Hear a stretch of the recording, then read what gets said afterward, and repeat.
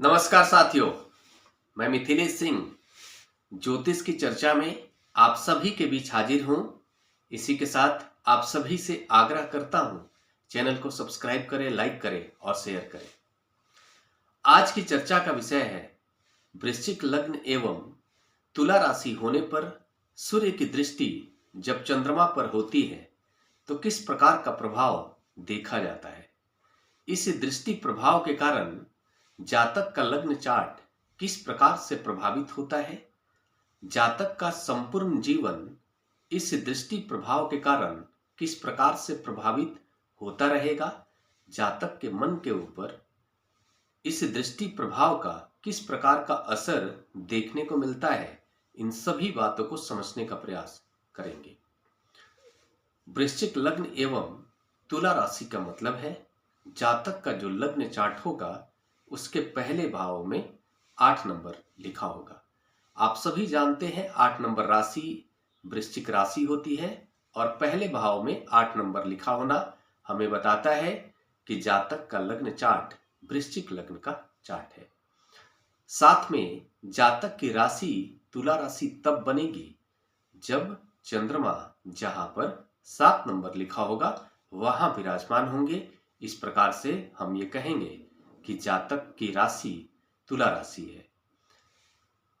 वृश्चिक लग्न के चार्ट में तुला राशि बनेगी द्वादश भाव में। द्वादश भाव में 7 नंबर लिखा होगा और वहां पर चंद्रमा विराजमान होंगे। इस प्रकार से यह लग्न चार्ट कहा जाएगा वृश्चिक लग्न एवं तुला राशि का लग्न चार्ट है। साथ में चंद्रमा के ऊपर सूर्य की दृष्टि तब होगी जब सूर्य छठे भाव में होकर जहां पर 1 नंबर लिखा होगा वहां पर विराजमान होंगे। वृश्चिक लग्न के चार्ट में 1 नंबर राशि छठे भाव में बनेगी। 1 नंबर राशि मेष राशि होती है। मेष राशि में होकर सूर्य जब छठे भाव में विराजमान होंगे और वहां पर बैठकर चंद्रमा पर अपना दृष्टि प्रभाव डालेंगे, साथ में द्वादश भाव पर भी अपना दृष्टि प्रभाव डालेंगे। इस दृष्टि प्रभाव का असर किस प्रकार का होगा, इसको समझने का प्रयास करते हैं। आप सभी जानते हैं वृश्चिक राशि के स्वामी ग्रह मंगल होते हैं। इस लग्न चार्ट में जातक के लग्नेश मंगल होंगे। मंगल के प्रभाव में जातक के मूल व्यक्तित्व का विकास होगा। जातक का जो मूल व्यक्तित्व है मंगल के प्रभाव में रहेगा। जातक ऊर्जावान होगा, जातक जोश से भरा हुआ होगा, उत्साहवर्धक इंसान होगा। हम ये कह सकते हैं कि ऐसे लोग एग्रेसिव भी होते हैं, उन्हें हारना स्वीकार नहीं होता है, हमेशा ही जीत के लिए प्रयास करते हैं और किसी भी कीमत पर जीतना उन्हें पसंद होता है। हाँ, थोड़ा सा यह भी कह सकते हैं कि वृश्चिक लग्न का जो जातक होता है मंगल के प्रभाव के कारण उसके अंदर धैर्य की कमी देखी जाती है।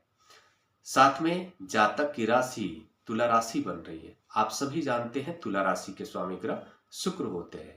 शुक्र के प्रभाव में जातक का मन रहने वाला है। चंद्रमा मन के कारक है। इसके फलस्वरूप हम ये कहेंगे कि ऐसा जो जातक होता है गूढ़ ज्ञानी होता है, रहस्यवादी ज्ञान को जानने वाला होता है। जो कुछ भी दुनिया में किसी भी प्रकार का ज्ञान जो कोई ना जान पाए, तुला राशि का जो जातक होता है उस ज्ञान को जानने में सक्षम होता है, उस ज्ञान को जानने के प्रति उत्सुक होता है। साथ में तुला राशि का जो जातक होता है परिस्थितियों को बैलेंस करना जानने वाला होता है।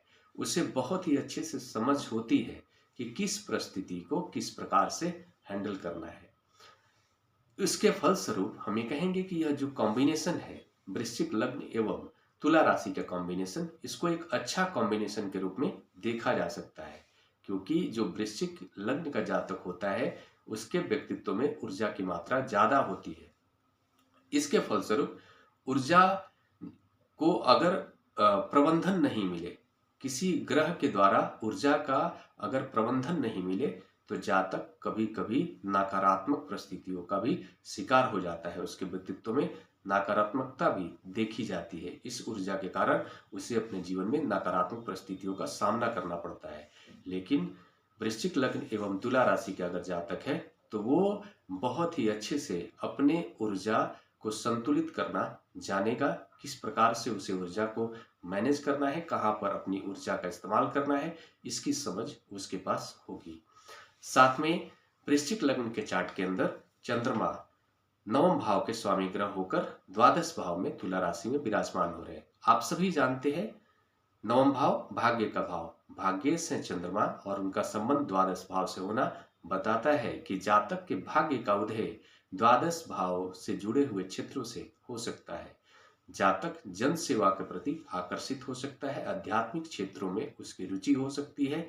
जातक विदेश जाकर अपने भाग्य का उदय कर सकता है। साथ में यह भी देखने को मिल रहा है कि कर्मे से सूर्य और अपनी उच्च राशि में जाकर छठे भाव में विराजमान हो रहे हैं। तो ऐसे कंडीशन में हम ये कहेंगे कि ऐसा जो जातक होता है बहुत ही मान सम्मान प्राप्त करने वाला होता है, उसे शोहरत हासिल होती है और साथ में उसे सरकारी उच्च पद भी प्राप्त हो सकते हैं। कोई अच्छा राजनीतिक में उसे उच्च पद भी हासिल हो सकता है, कोई बड़ा राजनेता भी हो सकता है। साथ में छठे भाव से संबंधित सूर्य का होना बताता है कि जातक जन सेवा के प्रति रुचि रख सकता है, एक बड़ा वकील बन सकता है, एक बड़ा जज भी बन सकता है। हमें कह सकते हैं कि ऐसे जातक का जो जीविकोपार्जन होगा सरकारी क्षेत्रों से जुड़ा हुआ हो सकता है। जातक को अपने स्वास्थ्य का ख्याल रखना चाहिए, खासकर आंखों से संबंधित समस्याओं का ख्याल रखना चाहिए और ब्लड प्रेशर का हमेशा ही ख्याल जातक को रखना चाहिए। ऐसे कंडीशन में जातक के व्यक्तित्व में ऊर्जा की मात्रा विशेष देखी जाती है। इस कारण से जातक के व्यक्तित्व में अहंकार की प्रवृत्ति भी आती है और गुस्से की भी प्रवृत्ति को बढ़ाता है। साथ में यहाँ पर चंद्रमा के ऊपर सूर्य का यह दृष्टि प्रभाव जातक की जो माता होंगी उनके स्वास्थ्य पर इसका प्रतिकूल प्रभाव देखा जा सकता है, उनके साथ वाद विवाद करवा सकता है। जातक के मन के ऊपर अहंकार की विशेष प्रवृत्ति देखी जा सकती है, क्रोध की मात्रा को बढ़ा सकता है और छठे भाव में सूर्य बैठकर जब द्वादश भाव पर अपना दृष्टि प्रभाव डाल रहे हैं, तुला राशि के स्वामी ग्रह शुक्र उससे प्रभावित होंगे। इस कंडीशन में जातक को संतान उत्पत्ति से संबंधित कभी कभी समस्याएं देखने को मिल सकती है।